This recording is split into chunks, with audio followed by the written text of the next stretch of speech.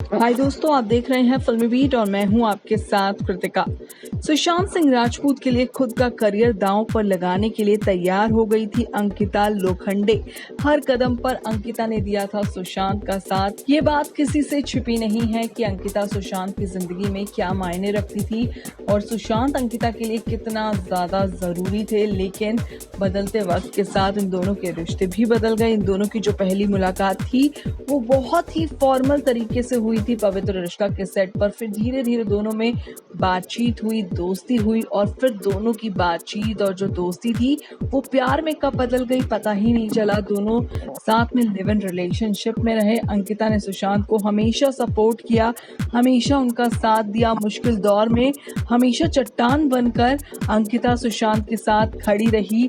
यहाँ तक कि हम आपको ये भी बताना चाहते हैं कि जब सुशांत सिंह बहुत ज्यादा नर्वस थे, कंफ्यूज थे, उन्हें फिल्मी दुनिया के ऑफर आ रहे थे लेकिन वो समझ नहीं पा रहे थे कि उन्हें पवित्र रिश्ता को छोड़ना चाहिए या फिर नहीं, उन्हें ये कदम कैसे उठाना चाहिए। ऐसे वक्त में अंकिता उनकी हिम्मत बनकर उनके साथ खड़ी रही और उन्हें सपोर्ट किया कि तुम जाओ, तुम फिल्मी दुनिया की ओर बढ़ो, तुम्हें चकाचौंध में पहुंचना है, तुम्हें कुछ और कर दिखाना है, तुम्हें अपने सपनों को जीना है।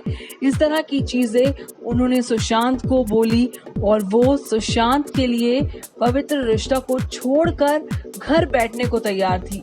लेकिन सुशांत सिंह राजपूत जब इस शो को छोड़ के फिल्मी दुनिया में गए तो फिर बात भी बदल गई। इन दोनों के रिश्ते में अचानक से खटास आने लगी। दोनों के रिश्ते में काफी दूरियां आ गई। हालांकि इन दोनों के रिश्ते में आई जो दूरियां थी उनकी असल वजह पता नहीं चल पाई। लेकिन कहते हैं कि जब सुशांत ने बॉलीवुड में एंट्री की तो अंकिता और सुशांत के रास्ते भी अलग होने लग गए थे।